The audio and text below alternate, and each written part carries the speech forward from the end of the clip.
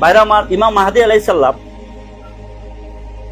আবির্ভাবের পূর্বে আমাদের এই উপমহাদেশে একজন ইমাম আসবেন, ইমাম মাহমুদ। আরেকজন ইমাম আসবেন, আপনার ওনার নাম হচ্ছে সুফিয়ানি। আরেকজন ইমাম আসবেন, ওনার নাম হচ্ছে হারিস। এই তিনজন ইমামের নেতৃত্বে তামাম পৃথিবীতে ক্ষুদ্র আকারে যুদ্ধ সংঘটিত হবে।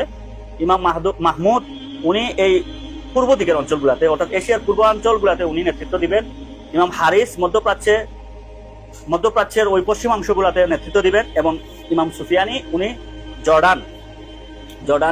মিশরের দামেস্ক থেকে উনি নেতৃত্ব দিবেন। ইমাম সুফিয়ানি উনি নেতৃত্ব দিয়ে উনাকে আল্লাহ পাক রব্বুল আলামিন, উনার আকীদা থাকবে ভ্রান্ত, উনি ভ্রান্ত পথে চলে যাবেন। এবং ইমাম সুফিয়ানি উনার নেতৃত্বে জেরুজালেম মুক্ত হবে, মসজিদুল আকসা উনার নিয়ন্ত্রণে যাবে, এবং সুফিয়ানি মিশরেই থাকবেন, মিশরে উনার জন্ম হবে, মিশর থেকে উনি নেতৃত্ব দিবেন এবং মসজিদুল আকসায় আক্রমণ চালাবেন। ইমাম সুফিয়ানি উনি থাকবেন ভ্রান্ত আকীদার, এবং পরিশেষে উনি আকীদাগতভাবে ভ্রান্ত হয়ে উনি মুনাফিকের খাতায় ওনার নাম চলে যাবে। পরিশেষে ইমাম মাহদী আলাইহিস সালামের সাথে উনি যুদ্ধে লিপ্ত হয়ে যাবেন। তখনই হক এবং বাতিল, তখনই বোঝা যাবে যে কে হকের উপরে আছে, কে বাতিলের উপরে আছে। আল্লাহ রাসূল সাল্লাল্লাহু আলাইহি সাল্লাম বলেন, মক্কার তিনজন খলিফার পুত্রদ্বয়ের মধ্যে কাবাগরের নিচে গুপ্তধর সম্পর্ক বা গুপ্তধর নিয়ে তাদের মধ্যে একটা দ্বন্দ্ব সৃষ্টি হবে, তাদের মধ্যে গৃহযুদ্ধ লেগে যাবে। ইমাম মাহদী আলাইহিস সালামকে নেতৃত্বভার গ্রহণ করার জন্য চাপ প্রয়োগ করা হবে। উনি এটাকে নেতৃত্ব থেকে প্রত্যাখ্যান করে উনি মদিনা থেকে পলায়ন করে মক্কায় আসবেন। মক্কায় মাকামে ইব্রাহিম আর মক্কার পাশাপাশি ঠিক মাঝখানে উনি অবস্থান করবেন। মক্কার কাবাগরের গিলাফের তলে উনি কান্না করতে থাকবেন, আল্লাহ পাক রব্বুল আলামিন উনাকে কবুল করবেন।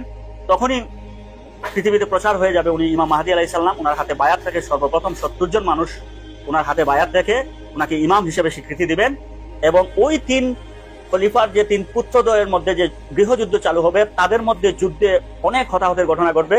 আল্লাহ রাসূল সাল্লাল্লাহু আলাইহি সাল্লাম বলেন, পূর্ব দিকে কালো পতাকাবাহী একটি দল যাবে, এদের সাথে আবু সুফিয়ানের মিশরে অর্থাৎ জেদ্দা এবং বাগদাদে একটা যুদ্ধ হবে, রক্তক্ষয়ী যুদ্ধ, এক সংঘর্ষ হবে সুফিয়ানের বাহিনীর সাথে। এই কালো পতাকাবাহী দলই হবে ইমাম মাহদীর সহযোগী। আল্লাহ রাসূল সাল্লাল্লাহু আলাইহি সাল্লাম বলছেন, তোমরা যদি বরফে হামাগুড়ি দিয়ে হলেও তোমরা ইমাম মাহদীর দলে অংশগ্রহণ করবে, ওই কালো পতাকাবাহীর দলের অন্তর্ভুক্ত হয়ে তোমরা ইমাম মাহদীর সাথে যে সম্পৃক্ত হবে, এবং দাজ্জালকে ওই কালো পতাকাবাহী দল ইমাম মাহদী আলাইহিস সালামের সাথে সম্পৃক্ত হবে, এবং ঈসা ইবনে মারিয়ামের সাথে সম্পৃক্ত হবে, এবং দাজ্জালকে কতল করবে। ভাইরা আমার, এখানে এই সুফিয়ানির সাথে যে যুদ্ধটা হবে বাগদাদে এবং মিশরে এবং ইরাকের কুফা অঞ্চলে যে যুদ্ধটা হবে, এটা হবে ভয়ঙ্কর একটি যুদ্ধ। আবু সুফিয়ানের অধিকাংশ সেনাবাহিনীকে হত্যা করা হবে, এবং আবু সুফিয়ান এই বাগদাদ শহরটাকে তছনছ করে ফেলবে এবং ধ্বংসযজ্ঞ চালাবে। পরিশেষে যখন আবু সুফিয়ান মাহদী আলাইহিস সালামকে কতল করার জন্য তার 70,000 সেনাবাহিনী সে পাঠাবে মক্কার উদ্দেশ্যে, আল্লাহ পাক রব্বুল আলামিন তার গজবের শিকার হবে। মক্কা এবং মদিনার মধ্যবর্তী স্থান বায়দা নামক স্থানে তার গজবের শিকার হয়ে তারা মাটির নিচে চেপে যাবে।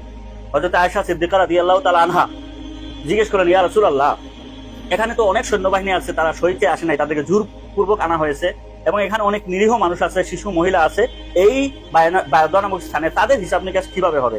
তখন আল্লাহ রাসূল সাল্লাল্লাহু আলাইহি সাল্লাম বললেন, হাশরের ময়দানে তাদের হিসাবটা তাদের মতো করেই হবে। আল্লাহ পাক রব্বুল আলামিন যারা অনিচ্ছাকৃতভাবে জোরপূর্বক ভাবে আবু সুফিয়ানি তার সেনাবাহিনীতে অন্তর্ভুক্ত করেছে, তাদের হিসাব হবে একরকম, আর যারা শহীদ চায় আবু সুফিয়ানিকে বাতিল মনে করেও তারা এই সেনাবাহিনীতে সম্পৃক্ত হয়েছে, তারা সবাই জাহান্নামী হবে।